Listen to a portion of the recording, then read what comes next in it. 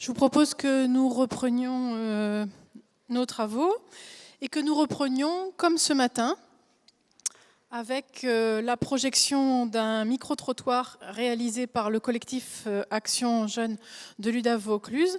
Alors micro-trottoir cette fois-ci consacré au thème de la formation et de l'emploi qui sera le thème de notre deuxième table ronde de l'après-midi.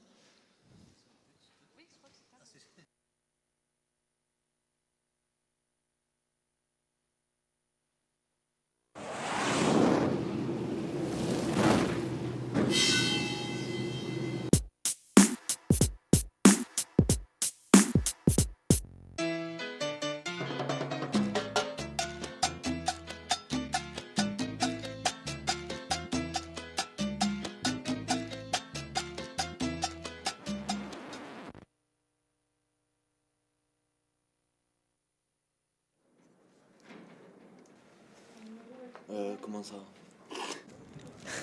Je sais pas, faudrait déjà expliquer le terme en fait. Pas grand chose. Pas grand chose non plus.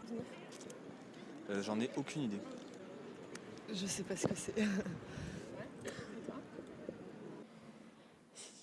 Pour moi, c'est quelque chose de très flou, très large, et qu'on aimerait bien concrétiser, quoi. Pas grand-chose, sinon que c'est encore un moyen pour essayer d'employer des jeunes pour pas trop cher.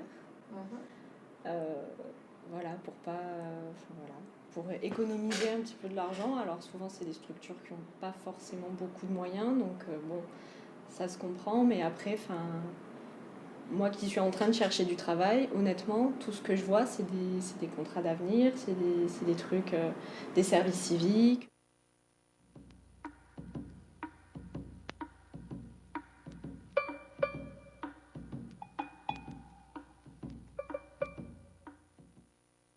Ouais, je pense qu'être jeune est un handicap parce que on nous demande d'avoir un certain nombre de diplômes, et même avec ce certain nombre de diplômes, on n'a pas d'emploi. Donc on ne sait pas s'il faut en avoir, s'il ne faut pas en avoir. On nous demande beaucoup d'expérience, d'avoir de l'expérience, mais les entreprises ne proposent pas forcément beaucoup de stages, d'alternance. L'alternance, c'est impossible dans notre région apparemment. Déjà, j'ai rencontré des difficultés pour chercher un apprentissage et aussi un stage. C'est plus compliqué. Ouais, ça peut l'être. Pour les gens qui demandent de l'expérience, toi t'arrives, t'as jamais travaillé, et ils te disent qu'il faut avoir de l'expérience et tout, sauf que si tous les employeurs te répondent la même chose, tu l'auras jamais ton expérience. Ouais. Donc, moi je suis inscrit au Pôle emploi et le Pôle emploi m'a dit, du moins vous avez un CV où vous avez fait plein d'expériences, mais en soi vous n'avez aucune qualification parce que vous êtes trop jeune. Ouais. Voilà. Donc on se retrouve du moins sans travail et voilà. Bah ouais, moi j'ai pas mal de potes qui sont chez eux en fait et qui trouvent pas de boulot quoi. Ils ont beau aller dans les intérims, les boîtes d'intérim, déposer des dossiers et tout, déposer des CV, ça répond pas quoi. Enfin, c'est surtout déjà à partir de 25 ans, je pense que c'est un peu plus facile de trouver du boulot. ouais, on est au bas de l'échelle quoi, on n'est pas... Personne nous fait confiance parce que justement on n'est pas assez mature, il nous manque des années d'expérience. Et ce qui est vrai au final, il nous manque un peu d'expérience, mais bon, c'est pas une raison pour ça à quelqu'un, voilà, c'est qu'au final l'expérience faut la faire. Du coup, si tout le monde dit ça, au final. Ouais, c'est ça. Ouais, l'expérience, si ça compte. Si on n'a pas d'expérience, c'est dur, ouais, ça marche pas. Il y a beaucoup de préjugés des patrons et de ceux qui trient. Ils cherchent des personnes avec plus d'expérience, qui ont éventuellement plus de diplômes. Si. Et du coup, c'est toujours ce problème de l'expérience. T'as beau avoir fait des stages, t'as beau avoir déjà un petit peu fait quelques trucs dans ton domaine, au final, on ne fait pas confiance en fait. J'ai l'impression qu'on ne fait pas tellement confiance aux jeunes.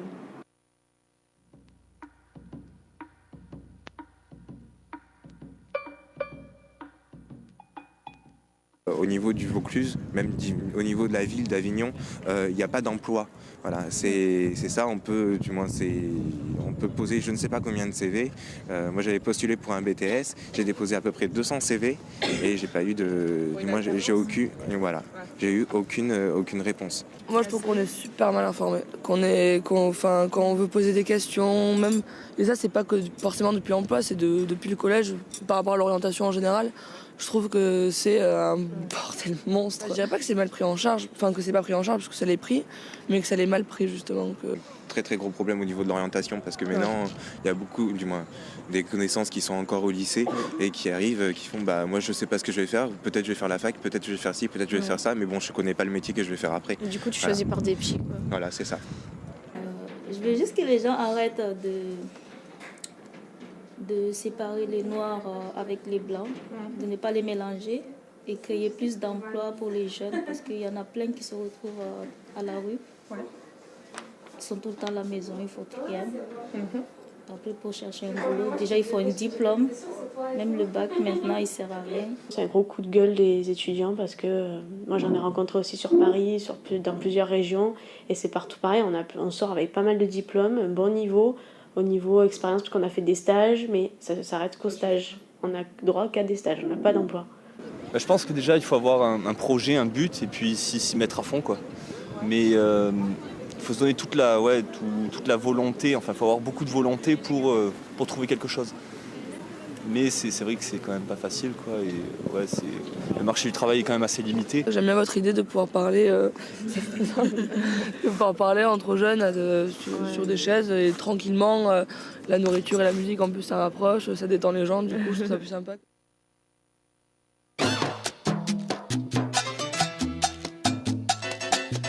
Merci au collectif. C'est pas gagné, hein.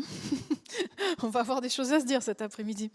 Alors, pour commencer et nous brosser le panorama de l'insertion et de l'emploi des jeunes en région PACA, je vais demander à Cécile Réveil-Dongradi, donc chargée d'études à l'Observatoire régional des métiers, l'ORM, de bien vouloir aller rejoindre l'ordinateur et lancer son diaporama. Elle a un défi, c'est de garder cette salle éveillée à l'heure cruciale de la sieste, avec quelques chiffres, mais qu'elle s'est engagée à vous faire absorber de manière très vivante. Donc je lui laisse la parole. Cécile, à vous. Alors, je n'ai pas de numéro de claquette, je vous le dis tout de suite. Ce sera vivant, mais pas à ce point. Donc des chiffres, il n'y en aura pas trop déjà, parce que je n'ai pas envie de vous surcharger un peu, mais c'est vrai que le défi était important. 10 minutes pour faire un panorama sur l'insertion et sur l'emploi, c'était un petit peu court. Donc le but que je me suis donné, j'espère que je vais réussir, c'est de vous donner les questions qu'il faut que vous ayez en tête quand vous travaillez ou que vous réfléchissez sur l'insertion ou sur l'emploi. Déjà, si j'arrive à faire ça, ce sera pas mal. Donc la première chose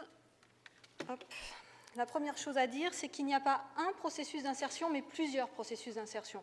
Pourquoi ? Parce que les jeunes, la catégorie jeune, qui est une catégorie sociologique un petit peu artificielle, dedans, tous les jeunes, ils ne sont pas identiques. Ils sont différents. Donc, on peut faire des sous-catégories, on peut regarder des sous-populations, mais en tout cas, on ne peut pas prendre ça uniquement d'une façon globale et regarder, par exemple, un seul indicateur qui serait, je ne sais pas, le taux d'emploi. Ce serait ridicule de faire ce genre de choses. Donc, en fait, il faut regarder plusieurs choses. Dans les choses importantes qu'il faut regarder, je vous en ai gardé 5. Qui me paraissent vraiment centrales quand on travaille sur l'insertion. La première, c'est dans l'influence du parcours scolaire, c'est le diplôme. Alors, contrairement à ce que disaient certains jeunes tout à l'heure dans le micro-trottoir qu'on a vu, le diplôme protège toujours du chômage. Donc, même s'il est vrai que les doctorants peuvent connaître des périodes de chômage, en tout cas, ils en connaissent toujours moins que les jeunes qui sont non diplômés ou qui ont un diplôme qui a une mauvaise signalisation sur le marché du travail. Donc, avoir un diplôme, ça reste important. Mais il n'y a pas que le diplôme qui joue, il y a aussi, bien sûr, la spécialité de formation qui a été suivie. Par exemple, des jeunes qui seraient formés en secrétariat ou en comptabilité vont avoir plus de mal à trouver du travail ensuite par rapport à d'autres jeunes qui vont être formés dans des formations plus techniques ou dans des formations industrielles. Et bien sûr, ensuite, on a la combinaison des diplômes et des spécialités, comme je vous le montrerai tout à l'heure dans la deuxième partie. La troisième chose à prendre en compte dans le parcours scolaire, c'est la voie de formation. Si le jeune il suit une formation en apprentissage ou il suit une formation en voie scolaire, ça va influer sur son parcours. Alors là, il faut être un peu prudent parce que toutes choses ne sont pas égales par ailleurs. On ne peut pas comparer stricto sensu la voie scolaire et l'apprentissage, mais c'est vrai que les jeunes qui sont passés par un apprentissage, ils ont une expérience assez longue en entreprise, ils vont pouvoir se faire un carnet d'adresses, etc. Donc ils vont avoir plus de facilité pour s'insérer sur le marché du travail, mais ce n'est pas la même population que les jeunes scolaires, donc on ne peut pas vraiment comparer, je ne peux pas développer ici, mais bon voilà. En tout cas, ce sont trois choses importantes à prendre en compte dans le parcours scolaire. Ensuite, bien sûr, il y a d'autres caractéristiques. La première, c'est le sexe.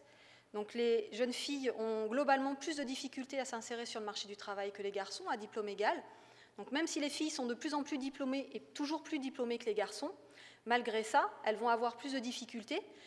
Et si on prend la catégorie des jeunes non diplômés, une jeune fille non diplômée va vraiment avoir plus de difficultés à s'insérer sur le marché du travail qu'un jeune garçon non diplômé.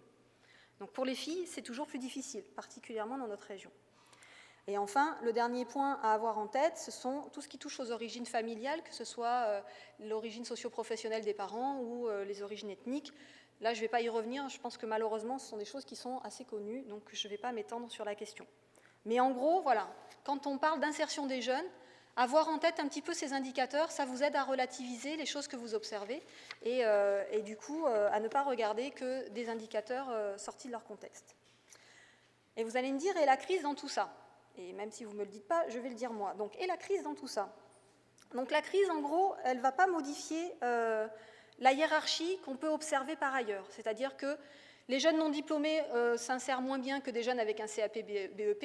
La crise ne va pas révolutionner les choses, ça va rester le cas. En revanche, ce qu'elle va faire, la crise, c'est qu'elle va exacerber les écarts. C'est-à-dire que ça va être encore plus dur pour les jeunes non diplômés de s'insérer. Et les jeunes qui sont diplômés et très diplômés, ça va être plus dur aussi pour eux, mais toujours moins que pour les jeunes non diplômés. D'accord ? Et il faut savoir, bien sûr, que l'insertion professionnelle des jeunes et des moins jeunes, d'ailleurs, est assez sensible à la crise, puisque, bien sûr, c'est sensible au marché du travail local. Donc là, normalement, je dois vous apprendre à peu près rien. Donc ça, c'était le panorama rapide sur l'insertion, pour voir les choses qu'il faut avoir en tête quand on parle de l'insertion professionnelle des jeunes ou des moins jeunes. Bon, là, en l'occurrence, il s'agit des jeunes. La deuxième partie de mon intervention, ça va être sur l'emploi. Alors en fait, on a conduit une étude en partenariat avec l'INSEE et ensuite une autre étude tout seul, mais avec des données complémentaires, où le but du jeu de cette étude, en fait, c'était de prendre les personnes qui étaient en emploi dans la région, jeunes ou non, là en l'occurrence, et de regarder ces personnes-là, quel diplôme elles avaient obtenu pour avoir cet emploi-là, et quelle spécialité elles avaient suivi pour avoir cet emploi-là. Pour chacun, la spécialité et le diplôme obtenu, on a construit une typologie qui permet d'avoir des liens plus ou moins forts, donc forts, moyens et faibles, avec le métier qui est exercé. D'accord ? Et ensuite, on a fait des croisements entre les liens pour les spécialités et les liens pour les niveaux de diplôme. Ça a l'air compliqué, mais vous allez voir, je vais essayer de vous simplifier les choses. Alors, je dis ça et je mets un tableau. Donc, généralement, les gens ne croient pas que je simplifie, mais vous allez voir, ça va être un petit peu plus simple. En colonne, vous avez le lien entre le métier qui est exercé et la spécialité de formation. En ligne, vous avez le lien entre le métier exercé et le niveau de diplôme obtenu. La première chose qu'il faut voir, c'est que quand il y a un lien fort avec la spécialité de formation et le métier exercé, il y a forcément un lien fort aussi avec le diplôme obtenu. Donc après, c'est des cas que je vais vous différencier en vous donnant des exemples de métiers pour ne pas vous laisser dans le vague. Là, je vous présente juste les cas que je vais vous expliciter après. Donc ça, c'est la première chose à voir. Et si vous regardez au bout de la ligne de fort, vous avez 55%, c'est-à-dire qu'en fait, le lien avec le diplôme est toujours plus fort, notamment en France, que le lien avec la spécialité de formation. C'est vraiment une caractéristique française. Le diplôme a vraiment une importance en France, ce n'est pas forcément le cas dans d'autres pays européens, mais en tout cas chez nous c'est le cas. Il faut vraiment, la signalétique du diplôme est très importante pour les employeurs et encore plus en période de crise, lorsqu'ils ont besoin de choisir quelqu'un sur le marché du travail et qui a pléthore de propositions, ils vont se replier sur des diplômes qu'ils connaissent. Donc ça c'est le premier cas qu'on va voir après. Le deuxième cas qu'on va voir après, c'est quand le lien est faible avec la spécialité de formation, on a les 3 cas de figure qui sont possibles avec le diplôme. Le lien peut être soit fort avec le diplôme, soit moyen avec le diplôme, soit faible avec le diplôme. Et ça correspond en gros à presque un quart de la population en emploi. Donc ça aussi, je vais vous expliciter et vous dire à quel métier ça correspond. Et enfin, le dernier point, donc qui sera le 5e, parce que 3 et 2, 5, c'est un petit peu le ventre mou de cette histoire, c'est quand le lien avec la spécialité de formation est moyen, ben là aussi on a tous les cas de figure avec le niveau de diplôme, et donc ça représente à peu près 50%, 59% des emplois occupés, où il y a un lien qui peut être variable avec la spécialité et avec le niveau de diplôme. Tout ça pour dire que l'adéquation entre la formation qui est suivie et le diplôme qui est exercé en prend un coup, puisque vous voyez qu'en fait, ça ne fonctionne que dans 17% des cas. Donc, si on prend la première catégorie, les 17%, où le lien avec le métier exercé est à la fois fort avec la spécialité et fort avec le diplôme. Quels sont les métiers qu'on trouve là-dedans? En fait, ce sont tous les métiers qui sont réglementés par la loi. C'est pas compliqué. En gros, on a ce lien qui est fort, notamment avec les diplômes de niveau 5 et les diplômes du supérieur.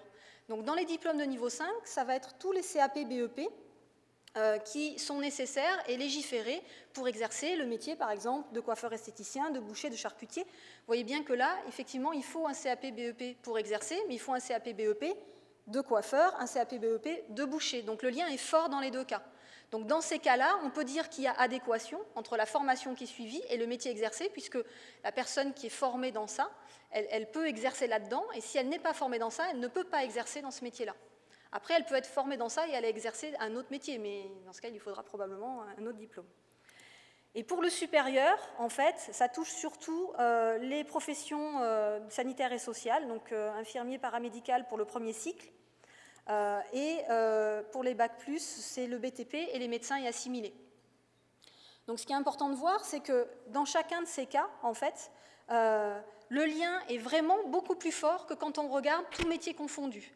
Par exemple, là, pour les CAP BEP, on a dans ces emplois 55 à 60% des actifs qui ont ce niveau de formation, contre 25% dans l'ensemble des métiers. Donc on voit vraiment que le lien, il est fort pour ces métiers-là par rapport à la spécialité et au niveau de diplôme. Ça va, je ne vous ai pas perdu? Non, ça a l'air d'aller. Il ne bouge pas, je ne sais pas si c'est bon signe. Alors ensuite, si on regarde l'autre côté des choses, c'est-à-dire quand le lien avec la spécialité de formation est faible. Donc c'était le quart, les 25% dont je vous parlais tout à l'heure, où je vous disais qu'il y avait 3 cas de figure. Quand le lien avec la spécialité est faible, il peut être fort avec le diplôme, il peut être moyen avec le diplôme, ou il peut être faible avec le diplôme. Donc en fait, pour 14% des actifs en emploi, en fait, le lien peut être à la fois faible avec la spécialité de formation et faible avec le diplôme. Donc là, on va retrouver tous les domaines du commerce et de l'hôtellerie-restauration. Alors, ça ne veut pas dire que les jeunes qui suivent une formation dans le commerce ou dans l'hôtellerie-restauration ne vont pas travailler dans ces métiers-là, hein. Au contraire, ils vont le faire.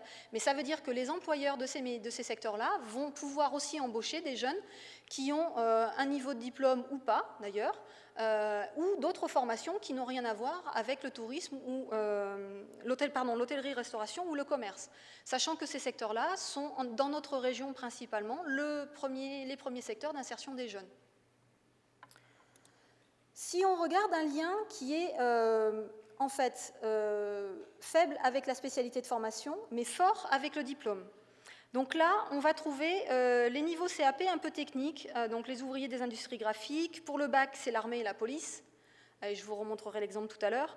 Et pour le supérieur au bac plus 3, on a les dirigeants d'entreprise. On peut s'installer dirigeant d'entreprise, quelle que soit la formation qu'on a exercée avant.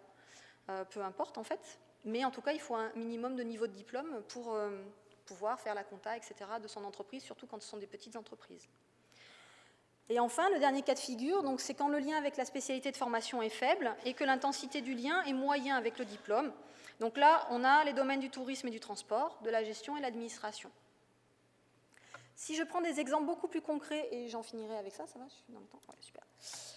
Si je prends les 4 métiers les plus spécifiques à notre région, les métiers les plus spécifiques à notre région, ça veut dire les métiers qui, en fait, ne sont pas forcément importants en volume dans notre région, mais qui sont plus importants dans notre région que dans le reste de la France, donc qui sont spécifiques à la région PACA. Et que je regarde les différents liens. Donc je vous en ai pris 4. Les employés de services divers, donc vous voyez qu'ils ne représentent pas énormément de parts d'emploi, mais qui sont spécifiques pour notre région. Et pour ces personnes-là, donc pour ceux qui exercent dans ces métiers-là, le lien avec le diplôme, comme le lien avec la spécialité, est faible. Si je prends l'armée police-pompiers, dont je vous ai parlé tout à l'heure, eh bien là, on voit d'abord qu'ils sont déjà un petit peu plus nombreux, mais qui sont aussi très spécifiques à notre région. Et on voit que le lien avec le niveau de diplôme est fort, c'est un niveau bac. On ne peut pas exercer dans l'armée, la police ou les pompiers si on n'a pas un niveau bac. Mais en revanche, la spécialité de formation importe peu. Donc ça peut être un bac général, un bac pro, peu importe. Si on prend les maraîchers, jardiniers, viticulteurs, qui eux aussi sont spécifiques à notre région, eh ben on se rend compte que là, le lien avec le niveau de diplôme est fort. En l'occurrence, ce sont souvent des personnes non diplômées qui vont exercer. Et que la spécialité, le lien avec la spécialité est moyen, c'est-à-dire qu'en fait, ça touche quand même un petit peu au secteur de maraîchers, jardiniers, viticulteurs. Ce ne sont pas des choses qui sont complètement éloignées, genre histoire ou médecine, enfin, ce sont quand même des choses qui ont un rapport, même un peu vague, un peu loin, mais en tout cas, ça reste dans la même thématique. Et enfin, pour les employés et agents de maîtrise de l'hôtellerie, là, dans tous les cas, le lien est faible, que ce soit avec le niveau de diplôme ou avec la spécialité de formation. Si enfin, pour terminer, je prends les métiers qui sont prépondérants dans notre région. Donc les métiers prépondérants, ça veut dire les métiers les plus importants en volume dans notre région. Donc, par rapport à la spécificité qui n'était pas forcément important en volume, mais qui était vraiment spécifique à notre région. Là, je prends les volumes, qu'importe, quel que soit le volume en France. Donc je vous en ai pris 3. On a les agents d'entretien, pour lesquels le lien avec le niveau de diplôme est très fort. Donc ce sont plutôt des personnes non diplômées, mais avec la spécialité de formation, le lien est moyen. On a les enseignants, où là, le lien est fort dans les 2 cas. Pour être enseignant, il faut un certain niveau de diplôme, généralement un 2e ou un 3e cycle, et le lien avec la spécialité de formation doit être fort. On ne peut pas enseigner les mathématiques si on a une licence d'histoire, par exemple, ce qui paraît logique. Et enfin, pour les vendeurs, l'intensité du lien, dans les 2 cas, est assez faible. Et en fait, pour être vendeur, il n'y a pas besoin d'avoir un niveau de diplôme particulier ou une formation particulière. C'est un métier qui est assez ouvert à tout le monde. Et j'en aurai fini. Je vous remercie de votre attention.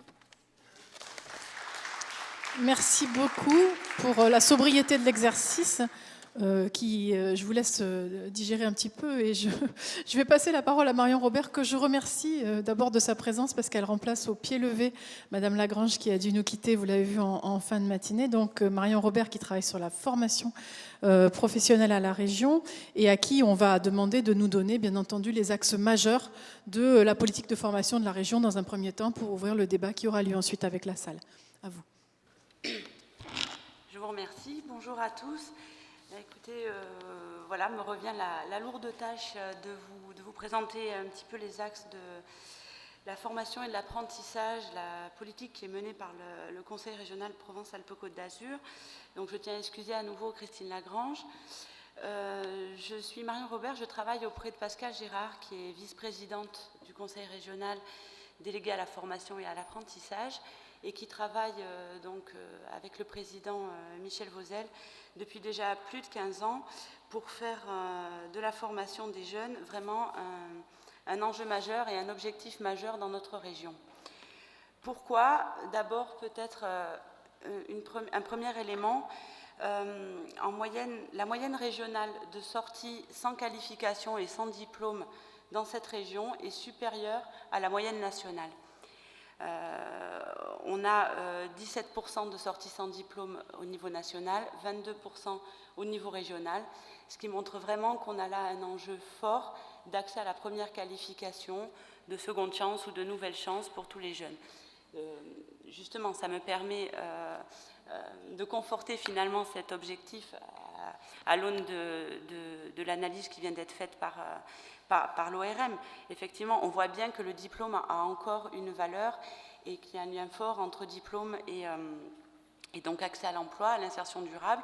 C'est ce que nous montre, alors, malgré ce qui peut être dit dans un micro-trottoir ou les représentations qu'on peut avoir, ce lien existe. Et donc voilà, on est vraiment sur cet enjeu de qualification là. Alors pour ce faire, on a bâti au niveau régional un service public régional de formation et d'apprentissage qui regroupe en son sein toutes les compétences dont la région a hérité au fil des lois de décentralisation successives. Je ne vais pas tout détailler, mais en gros, pour ce qui nous concerne ici aujourd'hui, 3 axes majeurs.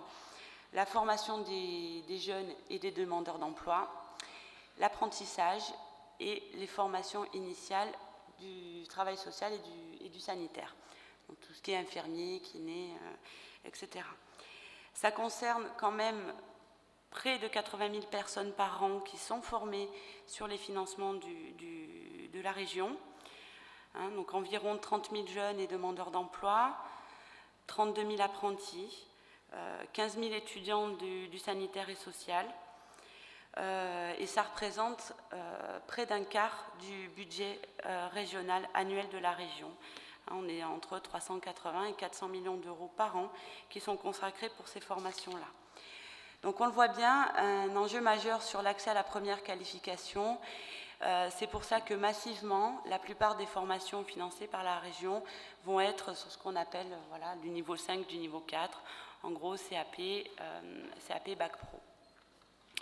Mais aussi un enjeu d'élévation du niveau de qualification, avec finalement toute la palette des niveaux de formation qui va être dans les outils du Conseil régional. Typiquement sur l'apprentissage, on a coutume de dire que l'apprentissage va permettre de se former du CAP au niveau ingénieur.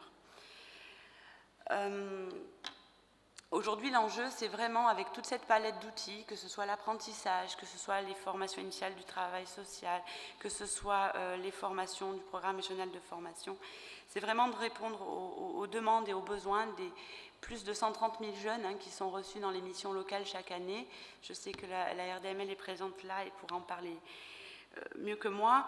400 000 demandeurs d'emploi aussi aujourd'hui en région Provence-Alpes-Côte d'Azur.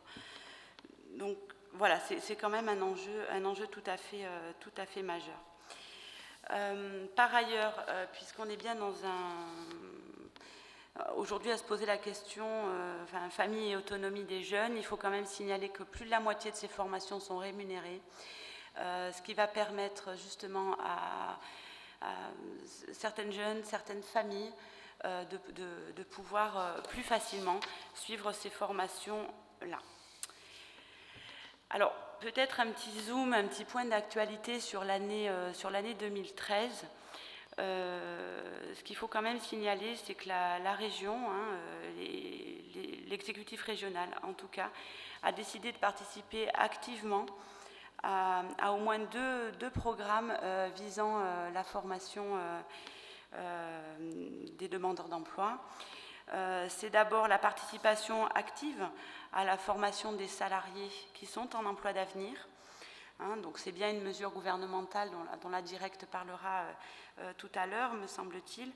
Mais c'est vraiment la mesure qui, pour la première fois, s'adresse aux jeunes sans qualification, en proposant, à côté du contrat de travail, un temps de formation pendant le temps de travail.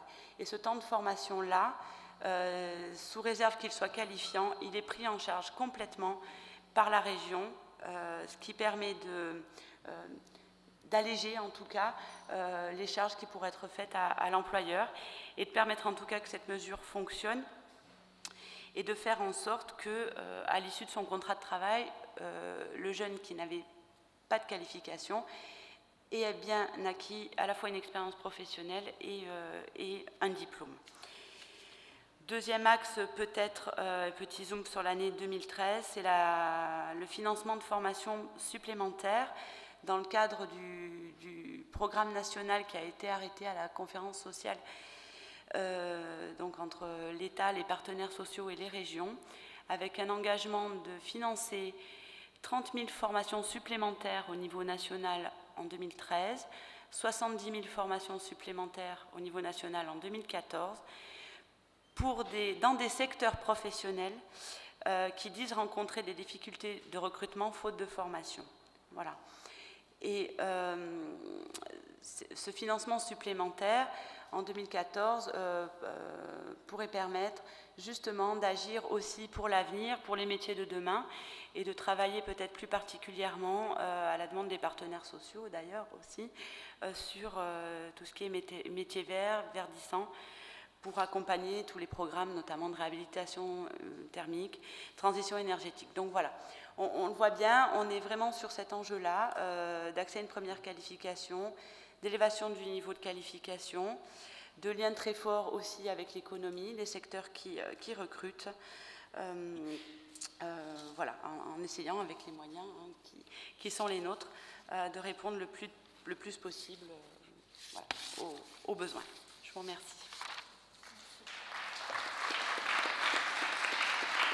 Merci beaucoup. On a effectivement l'impression que tout le monde fait feu de tout bois sur cette question et qu'on a un catalogue d'offres extrêmement diversifié, et on le verra tout à l'heure en interrogeant la directe. Monsieur Prugnot, vous êtes membre du Conseil économique, social et environnemental régional et vous êtes rapporteur de l'avis sur l'emploi des jeunes en PACA qui est paru cette année. Avis sur autosaisine, donc on voit bien qu'il y a un enjeu que vient de rappeler Madame Robert. Donc on a vu pourquoi, on est dans un contexte quand même difficile, on a vu depuis ce matin. Le Césaire, quand il se saisit de la question de l'emploi des jeunes, dégage quels axes stratégiques pour l'avenir et comment sont-ils traduits dans des mesures? Est-ce que vous pouvez nous dresser le portrait de votre avis très rapidement, en sachant qu'il est évidemment disponible sur le site du Césaire et consultable facilement?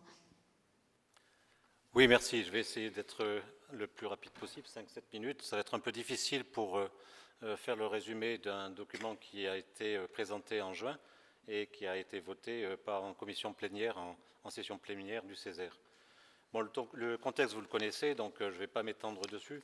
Je pense que le premier constat qu'on a pu faire au niveau du Césaire, qui a, pour arriver à cet avis, travaillé pendant 18 mois et écouté à peu près une vingtaine d'auditions et a eu une journée de travail importante avec les nombreuses entreprises qui couvraient tous les secteurs de l'économie régionale. Le premier constat qu'on peut faire, c'est que le problème du chômage des jeunes en France et en PACA est un problème qui est structurel. Je pense que c'est quelque chose qui m'a un petit peu choqué.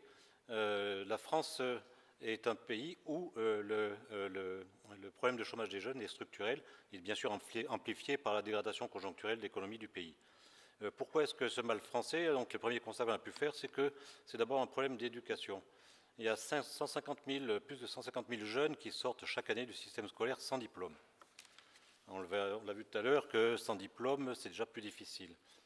Un problème d'attitude aussi, une certaine crainte vis-à-vis de l'entrepreneuriat de l'entreprise, la peur du risque qui semble être un petit peu un mal français. Une trop grande complexité et diversité des systèmes d'insertion, peut-être trop basée sur une obligation de formation, et une certaine frilosité des entreprises vis-à-vis des jeunes qui ont une appréciation beaucoup plus moderne du travail que ce que les entreprises ont dans leur structure. La résolution du problème structurel de l'emploi des jeunes dépend, à notre avis, de 3 principaux paramètres. Bien évidemment, comme ça a été démontré, le niveau de qualification des jeunes. Un diplôme protège toujours du chômage, même s'il ne garantit pas un emploi. La pertinence et l'efficacité des dispositifs qui rapprochent l'école et plus généralement le système éducatif du monde du travail et de l'entreprise. Il faut promouvoir l'alternance, l'apprentissage, tous les processus d'orientation scolaire. Et les méthodes d'accompagnement qu'il faut aussi promouvoir et adapter en fonction de la typologie. Il n'y a pas un type de jeunes de recherche en recherche d'emploi, il y a plusieurs types de typologies et il faut aider dans leur parcours d'insertion et dans le monde du travail. Les 3 axes stratégiques qui ont été identifiés pour les jeunes peu ou pas qualifiés, qui sont les plus vulnérables au regard d'une première entrée dans le monde du travail, il faut une attention particulière des pouvoirs publics, accompagnement global et un suivi régulier.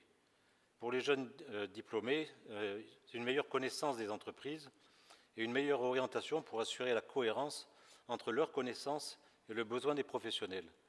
Il y a un défaut aussi assez spécifique à la France, c'est qu'on privilégie l'éducation des connaissances, le savoir, plutôt que le savoir-faire et le savoir-être comportemental.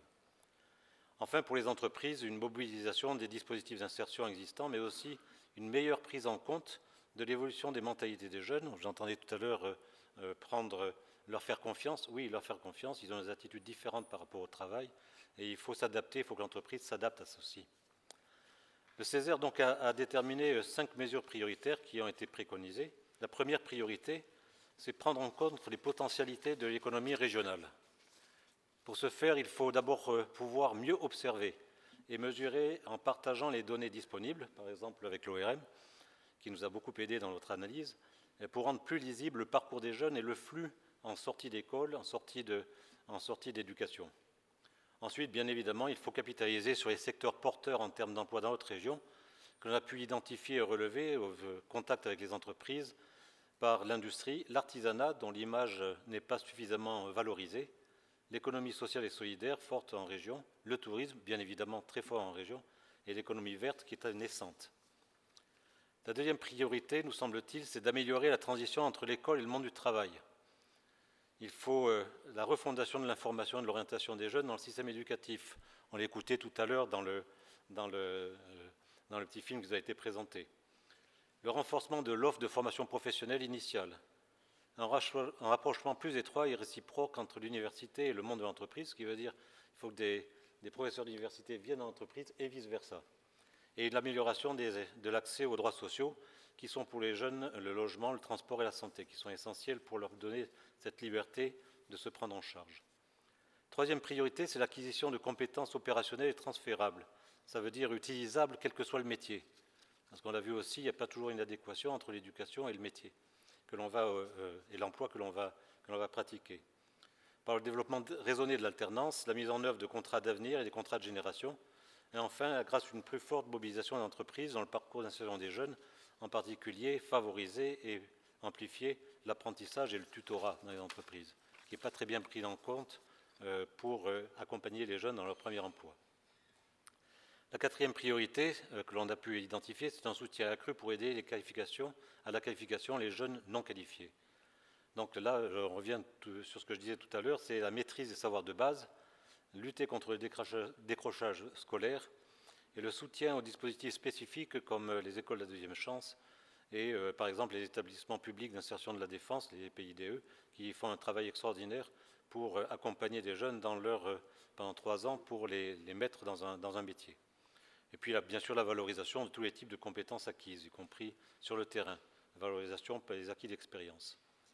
Enfin, la cinquième priorité, c'est une gouvernance plus cohérente et décentralisée, afin de renforcer la relation entre la formation et l'emploi en faisant moins appel à des dispositifs nouveaux qu'en assemblant et pilotant plus efficacement les outils et les initiatives existants. En conclusion, donc, le Césaire préconise un plan d'action régional en faveur de l'emploi des jeunes, privilégiant bien évidemment plus spécifiquement les moins qualifiés. Il a remarqué aussi que la volonté de l'Europe d'ériger l'emploi des jeunes comme une de ses grandes priorités devrait permettre à la région de mobiliser les moyens nécessaires à la mise en œuvre des actions prioritaires qu'il a exprimées. Voilà, je vous remercie.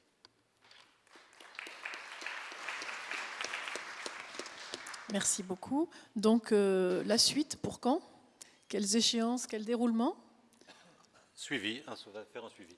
Très bien, merci. Je me tourne vers Franck Arnaud. Vous êtes avocat, vous êtes membre du Team Europe et c'est à ce titre que vous êtes là avec nous aujourd'hui. Mais vous avez également, je dois le dire, travaillé sur le terrain pendant longtemps en accompagnant notamment la création d'activités par des jeunes.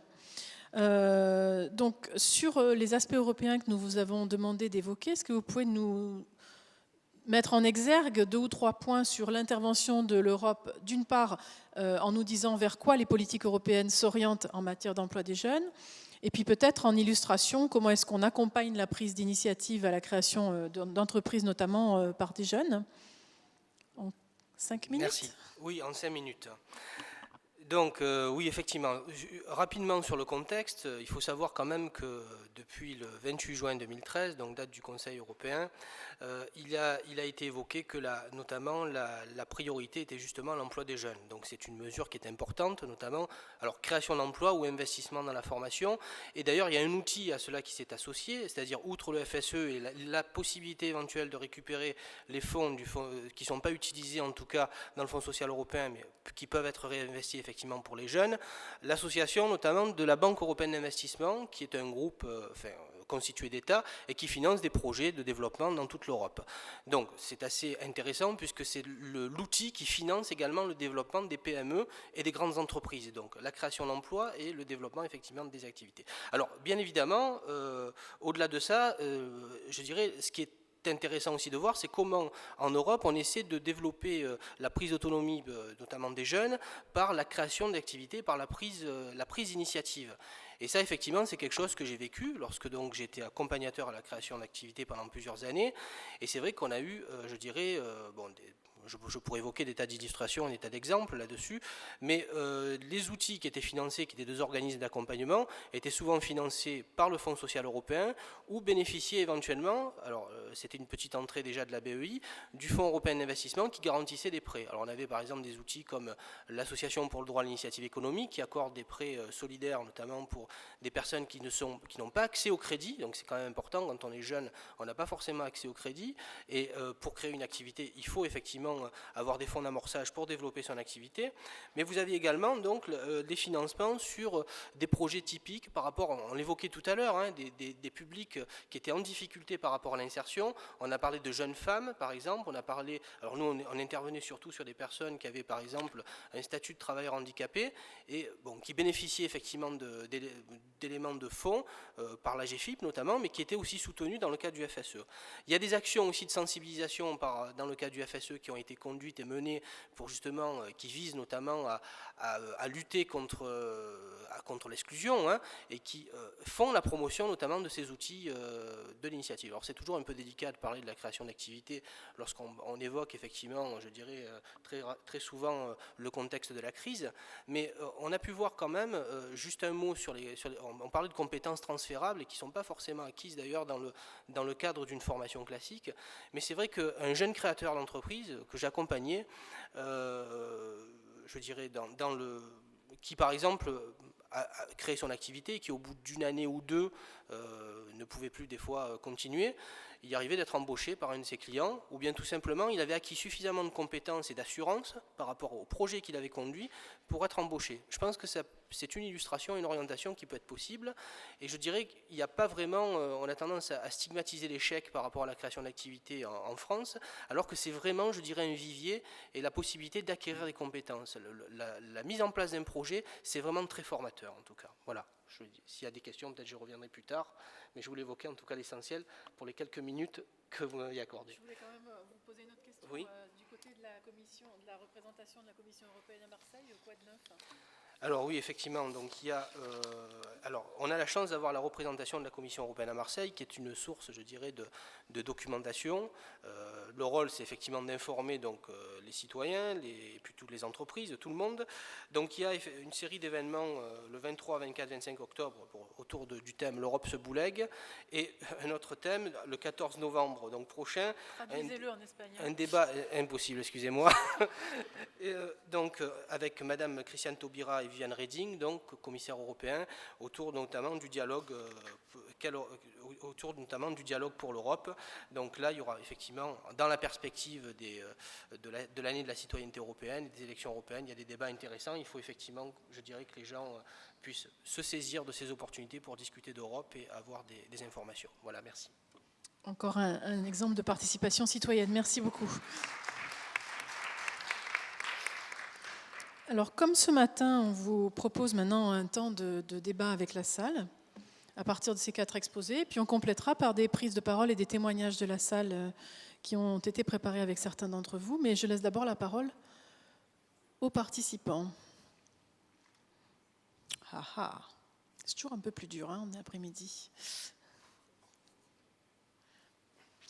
Oui, Jean-Baptiste Davio. Oui, c'est ça, Jean-Baptiste Davio, de l'UDAF de Vaucluse. J'ai une question, en fait, que peut-être plusieurs personnes peuvent répondre. Je voulais savoir ce qu'il en est de la valorisation et de la reconnaissance de l'éducation non formelle. Donc, notamment pour les jeunes qui ont le moins d'opportunités. C'est une forme d'éducation alternative qui peut apporter beaucoup, mais elle est pas reconnue, elle n'est pas encadrée. Donc, je voulais savoir s'il y avait des pistes là-dessus. Est-ce qu'il y a en tribune ou dans la salle des gens qui ont des éléments de réponse à cette question? La reconnaissance de l'éducation non formelle.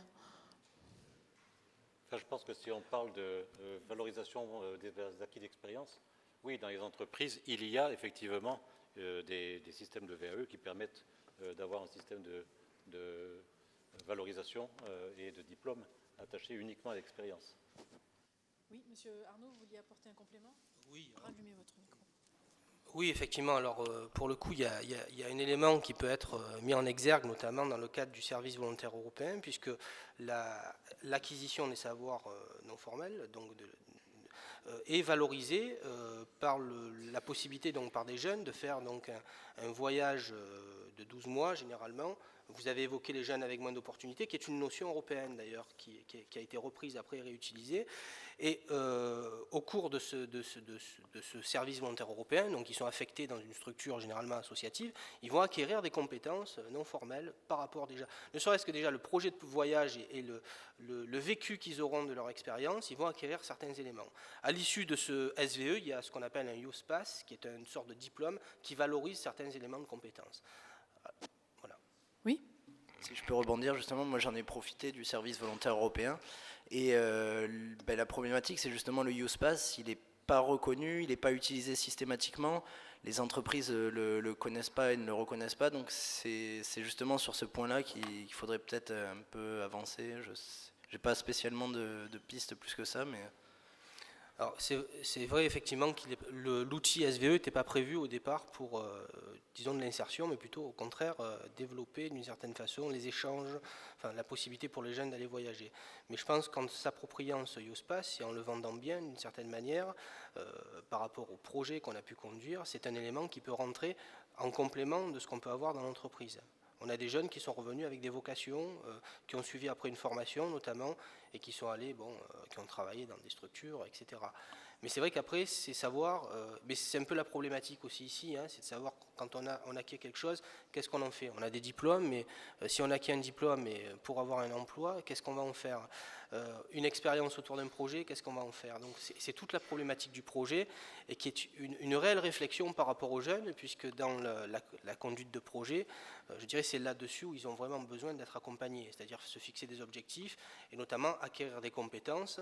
Alors dans le cas de la création d'activités, c'est savoir les compétences techniques, le commercial, la gestion, la communication, et dans le cas du Youth Pass, c'est vraiment des éléments aussi qui sont non formels et qui permettent dans la discussion, dans la communication, dans le fait d'organiser certains événements, acquérir des compétences. Quand des jeunes organisent une soirée, ils ne le savent pas, mais ils mettent en évidence certaines compétences qui pourraient leur permettre de travailler. Ils ont une offre, ils ont un public, ils ont une communication à conduire, il y a un tarif peut-être d'entrée qui doit être aussi mis en place, et à ce moment-là, effectivement, une réglementation respectée, tout à fait, et ils ont effectivement là, ils ont un projet.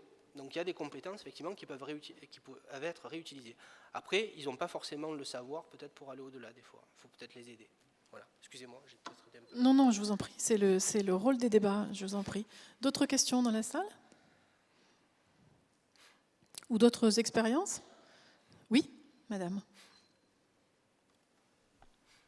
Bonjour, Madame Gréco, je suis étudiante à Sciences Po et surtout DRH en entreprise. Je me posais la question suite à la première intervention sur la difficulté des femmes à trouver de l'emploi, qu'elles soient qualifiées, très qualifiées ou pas qualifiées. On sait qu'il y a des vraies difficultés. Je m'interroge sur les discours qu'on peut tenir, notamment au lycée, en orientation. Quand est-ce qu'on va amener les jeunes filles à réfléchir à autre chose qu'au métier du tertiaire, comme vous l'avez évoqué? Aujourd'hui, il n'y a plus de débouchés pour des métiers d'assistanat en entreprise, de secrétaire, d'hôtesse d'accueil, En vente, mais il y a beaucoup trop de jeunes formés. Quand est-ce qu'on va expliquer aux jeunes femmes qu'elles peuvent faire des métiers techniques? En plus, elles ont des compétences avérées, des patiences hors normes. J'ai expérimenté des choses avec 2 groupes de femmes sur Marseille et sur Nice. Elles ont époustouflé mes opérationnels de terrain qui les ont accueillis à reculons, parce qu'on le sait que moi je suis de la région lyonnaise et j'avoue qu'ici je suis confrontée à une difficulté encore un peu hors norme. Vous l'avez évoqué, c'est une région où c'est pas simple pour les femmes. J'interpelle à la fois aussi les conseillers d'orientation, les enseignants, le corps enseignant, parce qu'on est dans des entreprises où on a des métiers en tension, les métiers d'électrotechnique, les métiers d'électromécanique, le génie climatique, on est tous en demande de ces métiers-là. Et on n'a aucune femme qui sort du système éducatif, non pas qu'elles ne le veulent pas, mais elles ne savent même pas que c'est possible. Et quand on leur dit que c'est possible, elles s'engagent et elles vont jusqu'au bout en obtenant des réussites hors normes. Cécile Réveil-Dongrady, des premiers éléments de réponse. Alors, je ne peux pas directement répondre à votre question de quand est-ce qu'on va le faire et pourquoi on ne le fait pas. Ça, ce n'est pas de mon ressort. En revanche, ce que vous dites est assez vrai, c'est-à-dire que même dans les statistiques, ce sont des choses qu'on remarque. Dans notre région, effectivement, c'est particulièrement compliqué. Les jeunes filles, d'une façon générale en France, vont avoir tendance à poursuivre des études longues plus que les garçons, mais souvent des études qui sont générales, et donc elles vont manquer de professionnalisation sur le marché du travail. On l'a bien vu ce matin, je vous coupe, dans le travail que nous a présenté le DROS, il y avait une diapo justement qui montrait un niveau de formation nettement supérieur en PACA pour les filles, nonobstant. Voilà, elles ont quand même des problèmes. Et c'est vrai que même dans une étude qu'on avait menée avec la RDML là, sur les jeunes en mission locale, on s'était rendu compte que la précarisation sur le marché du travail pour les filles, elle était un peu en 3 temps. D'abord, le premier temps, c'est que même si elles s'inquiètent avant les garçons de leur devenir et qu'elles vont avoir tendance à interpeller plus facilement les structures d'accueil pour qu'on les aide justement, comme elles font des études plutôt générales et moins professionnalisantes, elles vont avoir une première difficulté sur le marché du travail, donc elles vont être obligées de se reformer pour avoir un diplôme plus professionnalisant que les études générales qu'elles ont suivies. Donc pendant ce temps-là, quid du financement, etc. Elles perdent du temps. Elles sont sur une palette de spécialités qui est beaucoup plus restreinte que les garçons, puisque en gros on les trouve dans moins de 10 spécialités alors que les garçons sont présents dans toutes les spécialités, peu ou prou. Donc ça c'est un autre problème aussi. Quand elles vont ensuite s'insérer sur le marché du travail, le problème c'est que comme elles sont que dans 5 ou 6 spécialités, elles vont se faire concurrence entre elles, elles ont les garçons qui leur font aussi concurrence, et donc du coup pour elles c'est beaucoup plus compliqué de s'insérer sur le marché du travail. Ceci dit, je sais qu'en région, on a le prix de l'apprentissage au féminin, enfin il y a des structures qui sont mises en place justement pour aider les filles à se dire mais en fait ce métier ne m'est pas interdit, je peux quand même l'exercer. Effectivement, très souvent les chefs d'entreprise qui vont avoir tendance à recruter des filles sur des métiers qui ne sont pas forcément a priori féminins en sont généralement contents. Là, il y a moins de statistiques dessus, mais en tout cas, c'est des choses quand on fait des enquêtes de terrain nous qu'on peut voir. Mais voilà, après, c'est un problème de, j'allais dire, plus large, de faire avancer les gens et la société plus largement. Et donc, ce n'est pas juste un problème à la région, c'est un problème qui est national, qui est un peu exacerbé en région, je vous l'accorde. Je me permets, il va sans dire que ce n'est pas un problème régional, on est bien d'accord. Oui, je voulais juste témoigner en tant qu'ancien chef d'entreprise en microélectronique. J'ai toujours été troublé par cela, c'est que les filles réussissent très bien techniquement, mais elles sont très peu nombreuses. Dans les écoles d'ingénieurs, on n'en voit pas, pratiquement pas. Et là, il y a un problème de sociologie. Je ne suis pas sociologue, donc je ne sais pas commenter, mais ça m'a toujours troublé. Alors que dans la microélectronique, qui est en plus des métiers avancés, donc il n'y a pas, je dirais, le poids de la mécanique, des hommes forts, etc. Donc ça m'a toujours troublé. Mais les métiers techniques ne sont pas trop recherchés par les filles. Sociologue, merci. Madame Robert ? Oui. Non, moi je vais pas. Enfin, vous avez tout à fait raison. Moi, je ne parlerai pas d'orientation scolaire parce que c'est bien ça à la base. Voilà, où il faudrait s'en agir. Je sais qu'il y a quand même des choses, mais enfin, c'est lent à faire bouger. Et on est aussi sur des problématiques plus globales hein, de représentation, tout ça, enfin, des choses qui sont, enfin, voilà, qu'on connaît. On tente quand même quelques expériences là-dessus, parce que c'est vrai que l'égalité professionnelle, l'égalité femmes-hommes et les questions d'orientation sont des filles, notamment, sont en tout cas des sujets qui touchent beaucoup la vice-présidente. Je sais qu'il y a eu quelques expériences avec les conseillers des missions locales, donc ce qui relève plutôt de notre compétence, hein, qui ont été tentées pour faire évoluer plutôt les mentalités, les représentations. Cécile parlait du prix de l'apprentissage au féminin.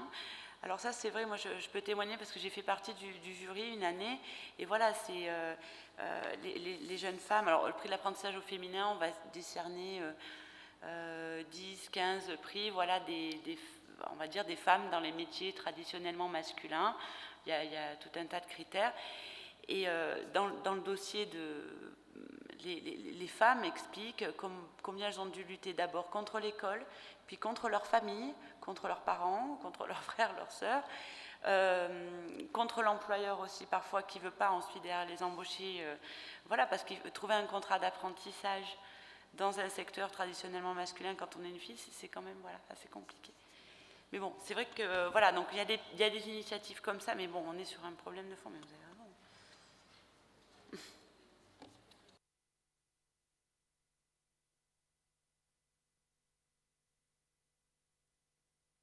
Il nous dit le jour où les députés arrêteront de cancaner, on aura déjà fait un progrès. C'est pour vous réveiller. Encore une question, sinon oui. Oui, je suis Marie-Pierre Gariel, présidente de l'UDAF du Var et vice-présidente de l'URAF PACA. Pour continuer un peu sur le même thème, j'aurais souhaité qu'on fasse un lien avec les questions qui vont rattraper les jeunes à l'issue de leur emploi-formation, et notamment les filles, c'est la conciliation vie familiale, vie professionnelle. Alors je me demande, ça c'est une question institutionnelle ou divers organismes de formation, est-ce que par hasard, ils aborde avec les jeunes, et notamment les jeunes filles, la question de cette conciliation avec la place d'une éventuelle future maternité chez les filles en parallèle de leur vie professionnelle. Voilà. Ça, c'est une question.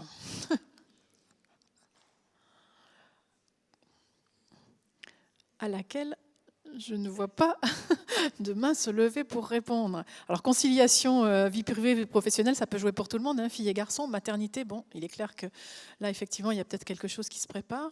Est-ce que quelqu'un veut prendre le risque de répondre? Ou est-ce que, madame, on vous laisse sur votre faim? Bien.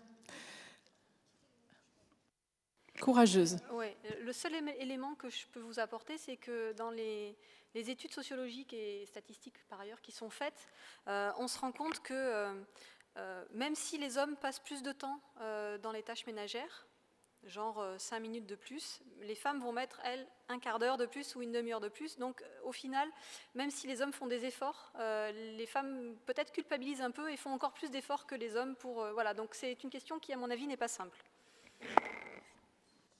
Je vous propose de passer à la suite. Dans la salle, nous avons plusieurs personnes qui vont nous apporter leur témoignage sur ces questions de formation et d'emploi. Et tout d'abord, je voudrais donner la parole à Zara Nguyen Min, qui est chef de projet à la Directe.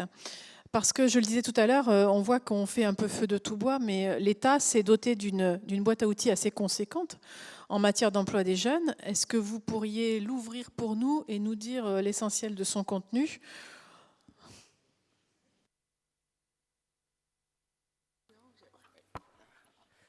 Bonjour. Donc je ne vais pas l'ouvrir complètement parce qu'il y a des choses que vous connaissez déjà. Et je vais surtout faire une présentation. Approchez-vous bien de votre micro. Faire une présentation synthétique des différentes mesures et je préférerais répondre aux questions s'il y en avait.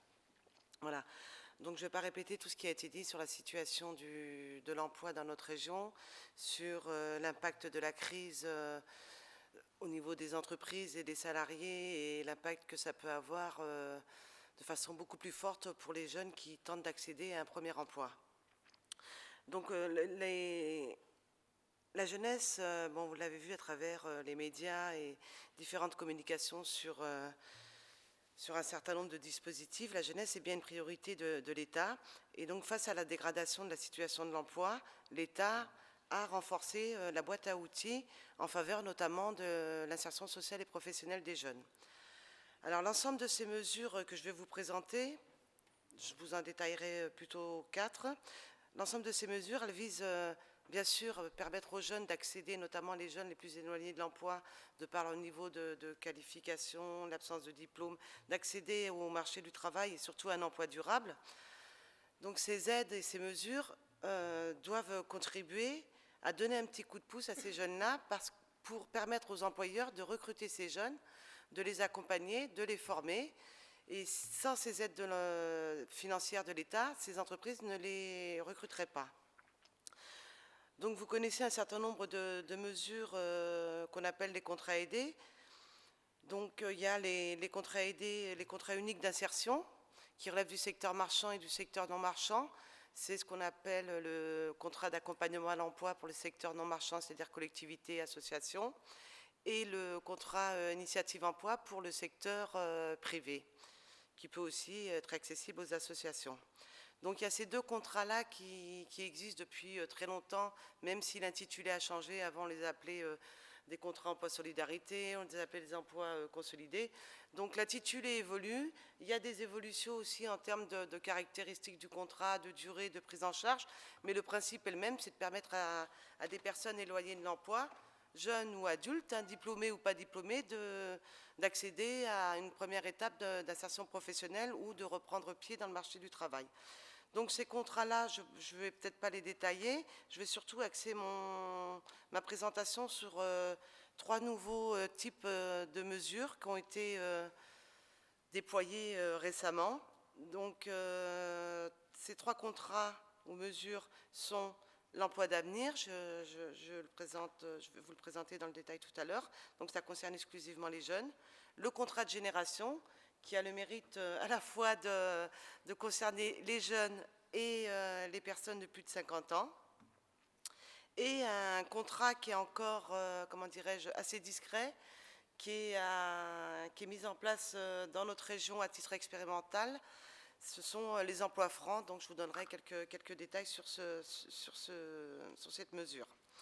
Et ensuite, je terminerai sur un dispositif qui n'est pas un contrat aidé ou un contrat d'embauche avec des aides financières pour l'employeur. Je vais vous présenter en quelques mots la garantie jeune qui vient juste de sortir puisque les décrets ont été signés le 1er octobre. Voilà. Donc, bien sûr, aux côtés des contrats uniques d'insertion, etc., il y a pour les jeunes, qualifiés ou pas d'ailleurs, puisque les contrats d'alternance que sont les contrats d'apprentissage et les contrats de professionnalisation, parce qu'on a toujours tendance à parler des jeunes pas qualifiés, peu qualifiés, etc. Ces contrats-là concernent aussi des jeunes qui sont qualifiés, puisqu'on peut devenir ingénieur en contrat d'apprentissage. Voilà, je voulais juste et avoir un complément de formation si on est déjà diplômé dans le cadre d'un contrat de professionnalisation. Ça, c'est important de le dire parce que les jeunes diplômés se sentent parfois un peu exclus des mesures qui sont mises en place. Donc, je ne vais pas vous présenter les contrats uniques d'insertion, qui sont les anciens 16 pour faire court. J'ai plutôt axé mon propos sur la présentation de l'emploi d'avenir. Donc, c'est un contrat de travail qui s'adresse essentiellement ou principalement aux jeunes peu qualifiés ou non qualifiés. Quand on dit peu qualifiés, c'est-à-dire des jeunes qui pourraient avoir un niveau 5, c'est-à-dire CAP, BEP, ou être titulaire d'un diplôme CAP, BEP, et bien sûr, en priorité, les jeunes qui n'ont aucune qualification. Donc, je vais pas revenir sur ce que disait Marion Robert. Donc, l'objectif de ce contrat, c'est de permettre à des jeunes d'accéder à une première étape d'insertion professionnelle en situation de travail, avec une rémunération conforme aux conventions collectives et surtout avec avoir la possibilité de se former, de se qualifier durant le contrat de travail. Donc ça ressemble à un contrat en alternance, mais ce n'est pas tout à fait en alternance puisque les caractéristiques ne sont pas tout à fait les mêmes. Donc l'enjeu de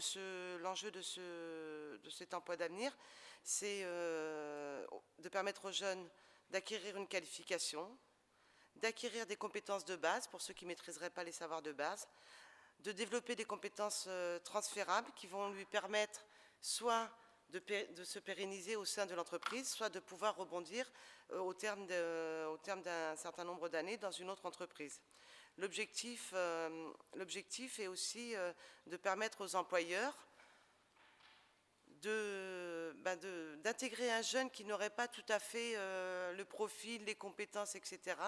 et de l'accompagner grâce au tutorat et à la formation durant 1 année, 2 années, 3 années, de façon à ce qu'il puisse à terme faire partie intégrante de l'entreprise et pourquoi pas, certains employeurs le font, anticiper sur les départs à la retraite des collaborateurs qui sont en place. Donc en même temps, on peut être aussi presque dans le contrat de génération. Donc le public, ce sont essentiellement les jeunes qui n'ont pas de diplôme, qui sont sortis du système scolaire depuis un certain nombre d'années.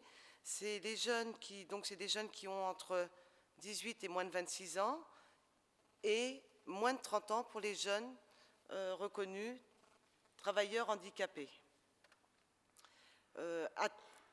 À titre exceptionnel pour les jeunes qui seraient d'un niveau bac jusqu'à bac plus 3, des dérogations sont accordées à condition que le jeune réside soit en zone urbaine sensible, dans le quartier politique de la ville, soit dans une zone de revitalisation rurale. Cette dérogation, elle s'explique parce que parmi les jeunes qui rencontrent des difficultés d'accès à l'emploi, les jeunes qui vivent dans les quartiers prioritaires de la politique de la ville ou dans les zones rurales ont un peu plus de difficultés que les autres d'accéder à des emplois parce que pour des questions soit de mobilité, soit de marché du travail, ou aussi pour des questions liées à des problèmes de discrimination, il faut le dire, notamment pour les jeunes qui résident dans les quartiers prioritaires de la politique de la ville. Voilà, donc c'est des dérogations qui sont présentées par la mission locale lors d'une commission. Il y a une décision qui est prise pour accepter. Je peux vous dire qu'au jour d'aujourd'hui, aucune dérogation n'a été refusée. Où en est-on aujourd'hui de la montée en charge des contrats d'avenir ? La montée en charge du dispositif, aujourd'hui, il y a 5420 jeunes qui ont été recrutés en emploi d'avenir. Quand je vous dis aujourd'hui, c'est aujourd'hui. Voilà, parce que je vous ai sorti les données. Donc, 5418 jeunes recrutés dans la région en emploi d'avenir. On va dire depuis, la mesure est sortie au mois d'octobre, mais ça a réellement démarré fin d'année. Les premiers contrats ont été signés entre novembre et décembre. Et là, on voit qu'il faut un certain temps pour que le dispositif se mette en place. Déjà que l'information soit accessible pour tout le monde, soit bien entendu, que les freins soient levés sur des représentations ou autres. Et il y a tout le travail qui a été fait par le service public de l'emploi, les préfets, les services de l'État, les missions locales. Voilà, il y a eu un gros travail et aujourd'hui, on peut dire que la montée en charge est vraiment très satisfaisante puisque, pour tout vous dire, on est plutôt bien placé au niveau national. Voilà. Et tout en développant, en développant de façon quantitative le dispositif, et c'est tant mieux parce que 5500 jeunes en emploi sur des contrats d'1 an, de 2 ans, CDI, à temps plein, pour des jeunes non qualifiés, c'est quand même, me semble-t-il, assez remarquable pour les jeunes et c'est remarquable aussi pour les entreprises. Je viendrai sur les aides qu'on va leur donner parce qu'elles ont joué le jeu, même si l'État leur apporte des aides complémentaires. Je voulais dire qu'à côté de cette satisfaction sur le volet quantitatif, on est aussi satisfait sur le volet qualitatif parce que les prescripteurs que sont les missions locales et les Cap Emploi ont su garder la priorité sur le public cible. C'est-à-dire qu'il n'y a pas eu de dérive sur les publics. On a beaucoup critiqué les emplois jeunes en disant oui, ça a bénéficié qu'à des diplômés. Là, on peut vous garantir que ça bénéficie bien aux jeunes que le gouvernement a ciblés, c'est-à-dire des jeunes de bas niveau de qualification. Il y a une qualité du contrat parce que tous les contrats sont à 98% à temps plein, sur des contrats d'1 an, et un nombre important dans le secteur marchand, presque 90% des contrats sont en CDI. Donc, On peut dire que c'est une mesure qui est de qualité tant pour les entreprises que pour les jeunes. Et quand on parle d'emploi d'avenir, oui, 3 ans, voire CDI, ça donne quand même des perspectives d'avenir pour le jeune. Voilà, alors l'aide de l'État. L'aide de l'État dans ces emplois d'avenir, elle est de 75% pour les employeurs du secteur non marchand. Je ne répète pas, ce sont les collectivités, les associations, les établissements publics, les entreprises qui ont une délégation de service public, donc 75%. D'un SMIC chargé, c'est quand même intéressant. Et s'agissant du secteur marchand, donc les entreprises du secteur concurrentiel, elles ont une aide de l'État qui correspond à 35% de prise en charge d'un salaire au SMIC chargé, temps plein. Merci. Voilà, voilà pour les contrats d'avenir. Il y a les oui. aides de l'État, il y a les prescripteurs, il y a tout le travail qui est fait dans les territoires pour informer les employeurs. Et il y a bien sûr les conseils généraux qui viennent cofinancer des postes qui ont été créés dans certains secteurs ou dans certaines filières. La région qui prend en charge la formation.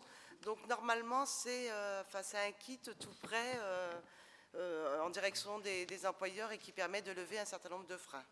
Plus un accompagnement durant les 3 années par les prescripteurs que sont les missions locales et les Cap Emploi. Voilà, ça c'est le premier dispositif qui date d'octobre mais qui a une montée en charge depuis janvier. Voilà, et qui se poursuit. Il n'y a pas de limitation d'enveloppe, donc on peut y aller. Voilà. Merci. Un petit mot sur la garantie jeune ? Alors, la garantie jeune... Qui débute à peine. Alors, il ne faut pas que je vous dise de bêtises par rapport au texte. Donc la garantie jeune, elle a été instituée suite au plan pluriannuel contre la pauvreté et l'inclusion sociale qui a été adopté en début d'année par le gouvernement. Il s'agit de s'appuyer sur une directive européenne qui prévoit d'assurer dans les États de l'Union européenne une garantie de ressources pour les jeunes. Donc ça concerne les jeunes de 18 à 25 ans inclus, donc moins de 26 ans. Ça peut être dérogatoire pour des jeunes entre 16 et 18 ans. Ça se discute lors d'une commission, mais je ne vais pas rentrer dans le détail. Donc l'enjeu, c'est quoi ? L'enjeu, c'est de permettre à des jeunes qui sont dans des situations de précarité importantes, de leur attribuer une ressource qui correspond à peu près au RSA, socle, qui correspond à peu près à 495 € par mois. Cette allocation de ressources qui est attribuée aux jeunes, bon, elle n'est pas attribuée comme ça, elle est attribuée aux jeunes qui sont volontaires, qui sont prêts à s'engager dans un parcours et dans des démarches d'insertion sociale et professionnelle. Pour des jeunes qui signent un contrat d'engagement entre l'État via les missions locales et donc c'est un contrat d'engagement qui est signé sur un certain nombre de respect de démarches, des horaires, de recherche d'emploi, de formation. Donc c'est vraiment un contrat d'engagement qui garantit aux jeunes une ressource à condition que le jeune accepte de s'inscrire dans un parcours d'insertion sociale et professionnelle. Donc au jour d'aujourd'hui, cette mesure, cette garantie jeune, est instituée à titre expérimental jusqu'à fin 2014. Et elle est expérimentée sur 10 territoires nationaux. Et nous, en PACA, nous avons la chance, grâce aux acteurs locaux, que ce soit les préfets de département, les missions locales, les conseils généraux et la région aussi qui est partie prenante de ce dispositif, ont répondu à un appel à candidature au niveau national et 2 territoires dans la région PACA ont été retenus. Il s'agit du département du Vaucluse, qui va concerner l'ensemble du département du Vaucluse. Ils ont tout eu. 4 missions locales. Donc ça c'est important. Et un autre territoire un peu plus réduit, qui est le territoire de Marseille-Provence Métropole, qui va concerner aussi 4 missions locales.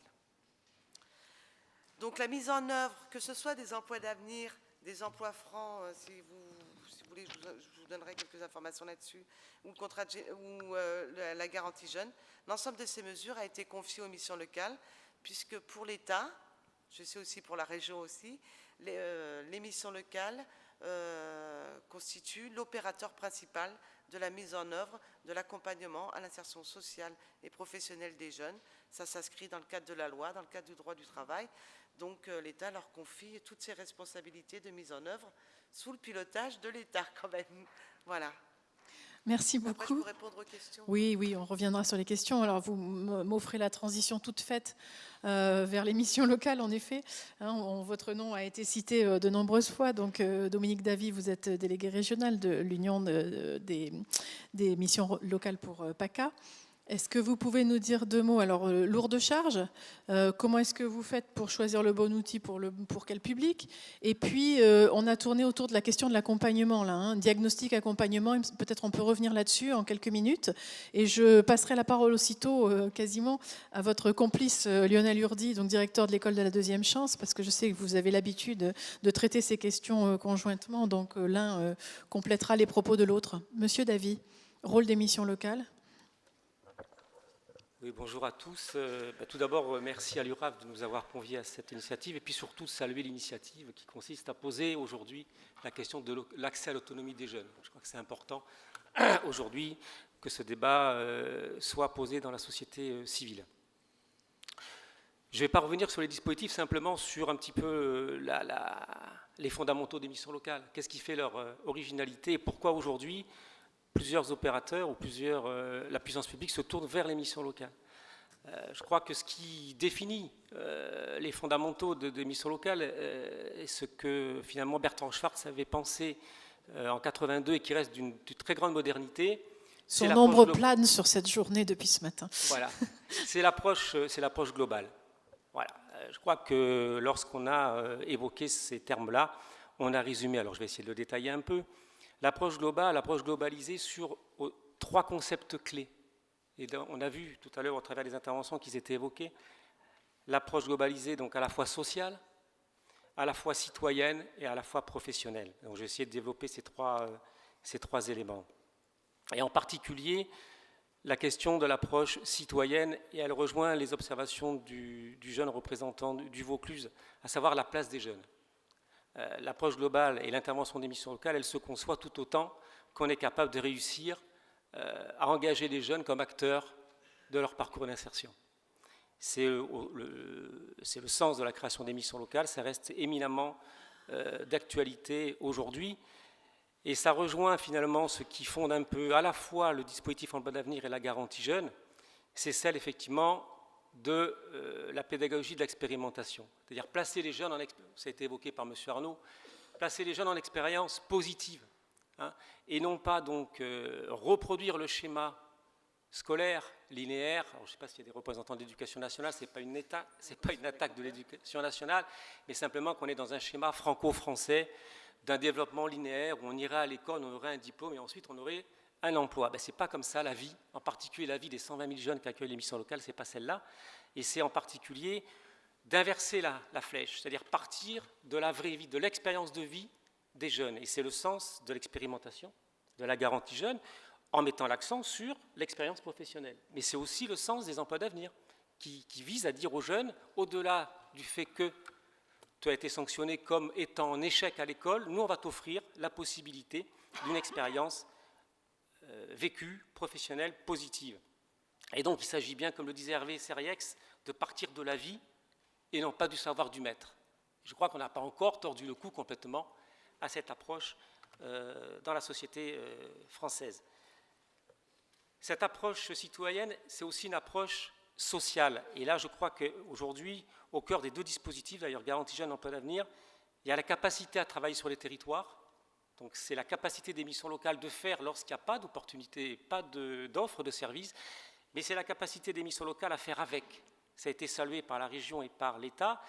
Mais si aujourd'hui on enregistre des succès, c'est aussi que les missions locales peuvent compter sur leur territoire par au moins deux types de partenaires. Le secteur associatif, qui est largement représenté aussi, mais aussi ceux qui soutiennent financièrement l'action des missions locales, à savoir les communes et les départements. Et pour terminer, je voudrais finalement faire le lien avec ce qui a été évoqué tout à l'heure. Je n'ai pas choisi d'intervenir puisqu'on avait un ordre d'intervention, mais sur la question des jeunes femmes. Bon, elles représentent la majorité des 120 000 jeunes que nous accueillons chaque année, et dire, ça a été évoqué par Marion Robert, qu'il y a des choses qui se font.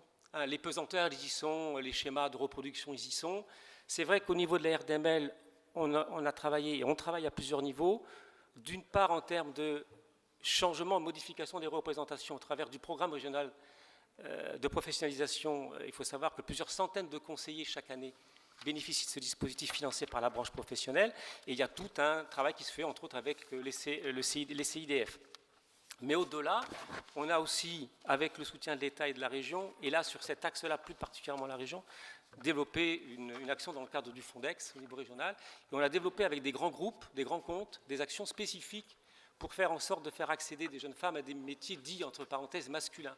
Alors, je n'ai pas le temps aujourd'hui mais si des personnes sont intéressées, il y a une chargée de mission au niveau de l'RDML qui suit cette action.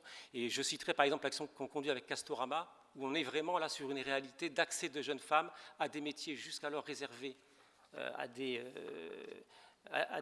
hommes. Il ne faut pas le voir qu'en négatif, c'est-à-dire qu'aujourd'hui, ça a été salué, dit par M. Prugnot, les entreprises elles-mêmes sont confrontées à ce problème-là. Aujourd'hui, la réalité de Castorama, c'est que de plus en plus de femmes viennent effectivement en tant que consommateurs des produits de bricolage, sauf que ce sont des hommes qui sont là pour leur expliquer, et que, c'était une caricature, mais telle que vous nous le racontez, la façon dont l'homme l'expliquait, c'était pas la bonne.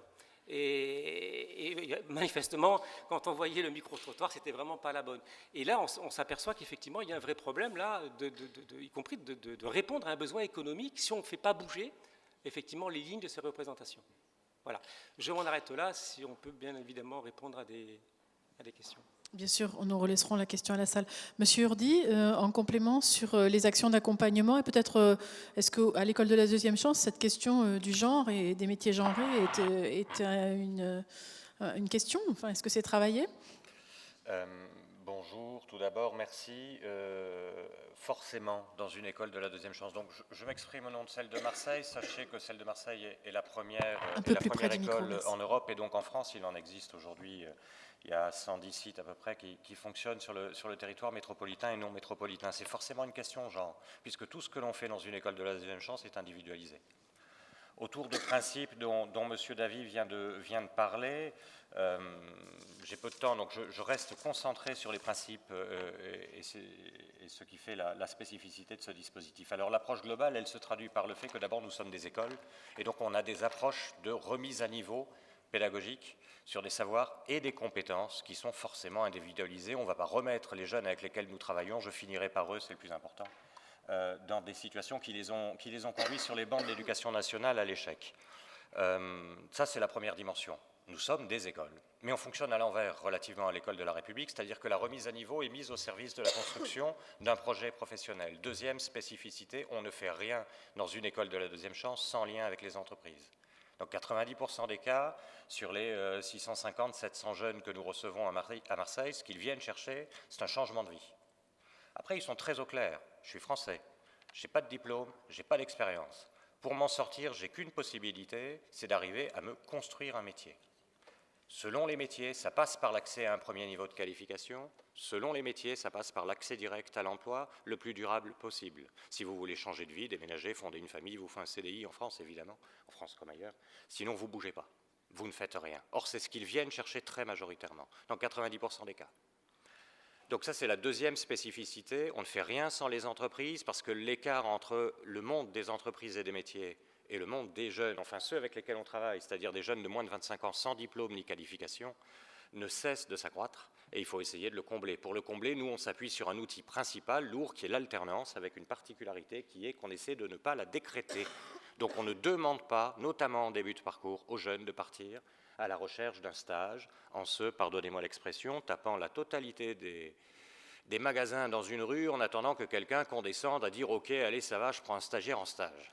Ça ne sert à rien, c'est perdant-perdant. On parlait de représentation tout à l'heure, ça renouvelle des représentations négatives des jeunes relativement aux entreprises et aux métiers, et négatives des entreprises relativement aux jeunes avec lesquels on travaille. Individualisation, alternance et construction d'un métier, ça ce sont les principaux, les principes majoritaires, les spécificités des dispositifs EDC, celui de Marseille comme celui des autres écoles de la deuxième chance en France. On travaille, je vous l'ai dit, et je finis sur les jeunes, avec un public sans diplôme, sans expérience. Alors 99% à Marseille sans diplôme, 80% à Marseille sans expérience, 80% résidents en zone urbaine sensible. On en reçoit, je vous l'ai dit, 650 à 700 chaque année. Dans un rythme qui s'appelle école, mais qui est celui du contrat de travail. Donc ils sont chez nous 35 heures par semaine, et lorsqu'ils sont en stage, puisqu'ils partent en moyenne entre 5 et 7 fois en stage, ils travaillent 35 heures par semaine aussi, évidemment. La question de la parité, elle est traitée dans le cadre de l'individualisation. Après, on a à Marseille 53% de jeunes hommes et 47% de jeunes femmes. En moyenne, ils ont à peu près 20 ans. Et puis, pour terminer sur ce public, c'est que voilà, quand ils arrivent à l'école de la deuxième chance de Marseille, ils ont été décrochés ou ont décroché de l'école de la République depuis à peu près 2 ans et demi, période pendant laquelle ils ont encore une fois rien fait. On travaille et on a été imaginé, c'est un dispositif imaginé pour travailler avec les publics très très éloignés de l'emploi. Et quand je dis emploi, je pense société française de plus en plus, notamment la société productive, hein, celle du travail à proprement parler.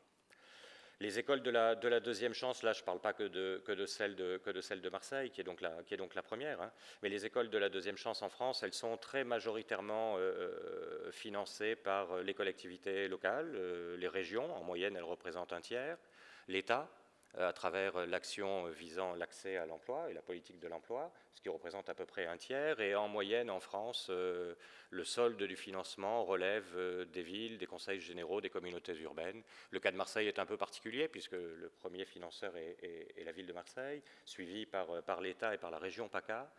Ce qui est important, c'est que dans chaque cas, il y a 2 éléments à garder en tête. Le premier, c'est que dans chacun des syndicats qui existent en France, il y a autour de la table tous les partenaires. La région, évidemment, de la compétence de laquelle nous relevons partout en France, mais l'ensemble des partenaires du territoire, y compris les chambres de commerce et les représentations consulaires. Deuxième élément à garder en tête, c'est 2 résultats. Pour l'ensemble des jeunes sortis des dispositifs écoles de la deuxième chance en France, le taux de sortie positive est de l'ordre de 60%. L'an dernier, très précisément, 58%. C'est la même chose à Marseille. Et deuxième élément de résultat, les entreprises jouent le jeu, à la condition qu'on ne les laisse pas seuls face à l'intégration professionnelle de ces publics-là, et que les équipes des écoles soient sur le terrain, auprès des entreprises, pour instrumentaliser les stages et faire en sorte que ça puisse déboucher sur des emplois. J'ai été plus long que prévu, pardonnez-moi, merci. Je vous en prie, c'était très intéressant et ça me semble se situer dans le droit fil de notre dernière intervention salle. Caroline Poggi-Maudet, donc vous êtes directrice générale de la Fondation Patronage Saint-Pierre Acte à Nice, et dans le service Capre Entreprise notamment que gère la Fondation, vous avez mis en œuvre depuis plusieurs années déjà une méthode qui s'appelle IOD, que vous allez nous détailler, intervention, offre, demande. Mais ce qui nous a intéressé dans votre approche, c'est que vous décrétez que nul n'est inemployable. Donc moi j'ai envie de savoir comment vous vous y prenez, puisque là on a vu des graduations d'accompagnement et d'individualisation de l'accompagnement des jeunes et, j'entends bien, des entreprises dans ce discours entre les 2 parties prenantes. Vous nous dites en quelques mots les caractéristiques de